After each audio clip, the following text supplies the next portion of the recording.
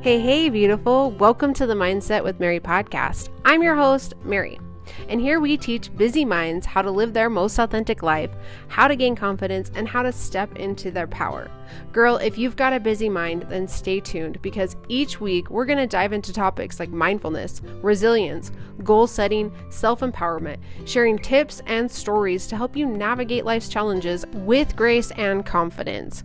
If you're ready to unlock your full potential and create a life you love, grab a cup of coffee, find a cozy spot, and let's embark on this journey of growth and transformation together. Welcome to Mindset with Mary. Why, hello, beautiful. In today's episode, I want to talk to you about how your limiting beliefs are formed so that you can be more aware of how things start to hold you back and also be able to shift and start to believe new things that will help you reach your goals quicker. So the first thing I want to talk about is that number one, we have a reticular activating system within our brain, and it helps filter out all of the data and information that's coming in. And if we didn't have this filtration system, we would just be constantly overwhelmed with information. We wouldn't even be able to function. So this RAS is a beautiful part of life because it helps us function and it helps us be able to focus on the things that we need to focus on to move through life and accomplish our goals. However, if we have limiting beliefs that are running on replay through our subconscious mind, that reticular activating system is going to use that as a blueprint for what it's going to filter in and filter out. The RAS will 100% filter out anything that you don't believe because it thinks that it's not necessary. And so it's just going to kick out all these opportunities coming your way, and you're going to be working towards your goals and filling up your bathtub with a teaspoon. That's how it's going to be. You're just, tiny little steps, and you can move so much quicker when you release these limiting beliefs that continue to just stick around and hang on, right? So the first thing to know about how these limiting beliefs are being formed is they are formed through stories and repetition, right? So beliefs really are this cornerstone of the human cognition, and they manifest through a myriad of avenues, right? They're shaped through, life experiences, our surrounding environment, the things that we were told over and over. And this is just, they keep getting repetitively ingrained into our brain just over and over. And it's like, this gentle patter of raindrops that just keeps gradually eroding the soil and becomes a part of the blueprint for what we believe. And it's so easy to get stuck in these cultural norms and things that other people believe because they're constantly telling us this. And then, especially when you're young and you're just coming into life and, maybe your parents constantly told you, like money is a limited resource, that's too expensive, we don't have enough money for that. And when that is ingrained into your brain over and over and over and over again, by the time you become an adult and you're wanting to make more money, subconsciously, your mind doesn't believe that, and your RAS is filtering out any opportunities and things that come your way for you to actually even make more money. And again, here we are. Your manifestation is the bathtub, and you got a teeny tiny spoon and you're filling it up. So that is one way that those limiting beliefs can really be ingrained into our mindsets, and how they form is through repetition and stories and things that are a part of our environment that we let in. Another thing that creates these limiting beliefs is through fear. Our brain is so amazing in that it is evolved to allow fear to save us from that tiger that's running toward us, or, being shunned from our tribe, like way back in caveman days. And our brain is really, really good at, thinking that these fears that we have are so real.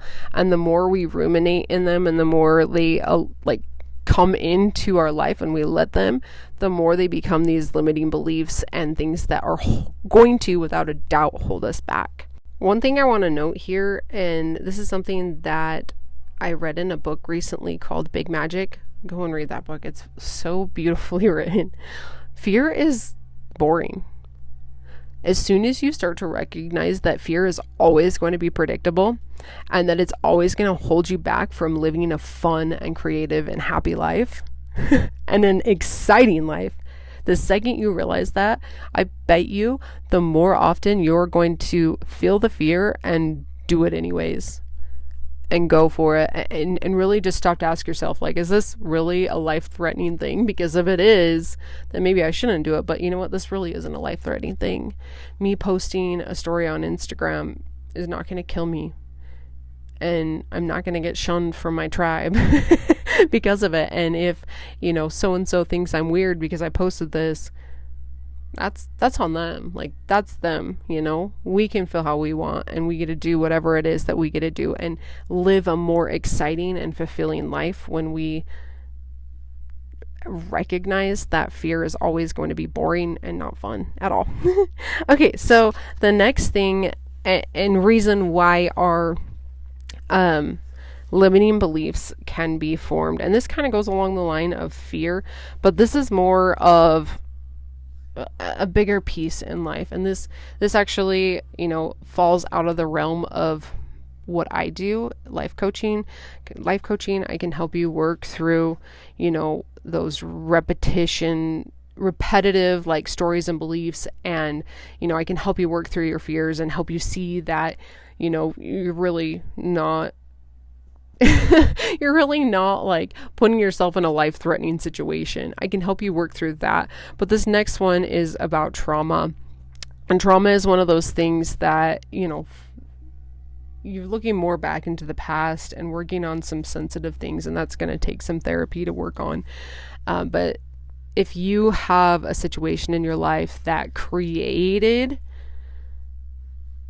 an emotional response based off something that very traumatic happened to you, and it's just this one moment that imprinted immediately into your mind, that's going to create a limiting belief for you and keep you stuck. And I truly believe that if you want to be able to move forward and accomplish your goals and manifest the things that you want, you have to work through your trauma. You have to go see a therapist, and you have to be brave enough that you're capable to move through that and know that it is a small process. It's a slow process.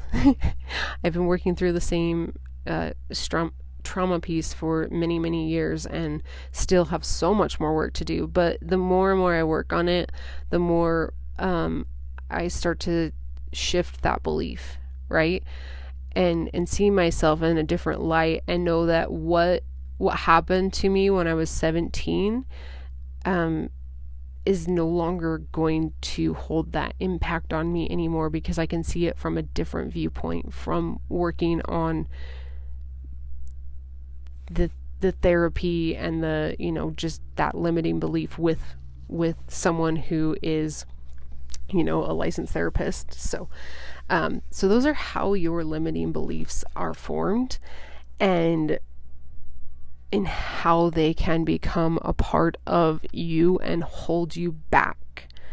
So in the next episode, I'm going to talk about how you can rewire your beliefs. So this is just a little snippet on more of an awareness piece, so you can see how things start to shape. Maybe you might start to recognize right now, like, some of the limiting beliefs that you currently have, or maybe some of the things that are currently happening in your life. Maybe you have someone that you work with that constantly says this, that's too expensive, or that's too expensive, and that's putting like that belief into your mind, and you might have to set a boundary around that. Or maybe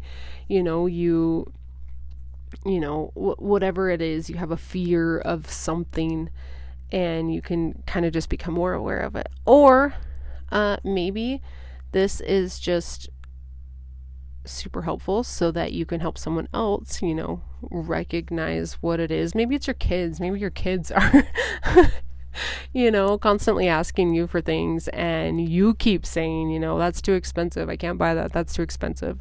So anywho, I love you with all of my heart. Thank you so much for tuning in. If this episode helped in any way, please share it with a friend. Subscribe so you can be notified the next time I publish a podcast episode.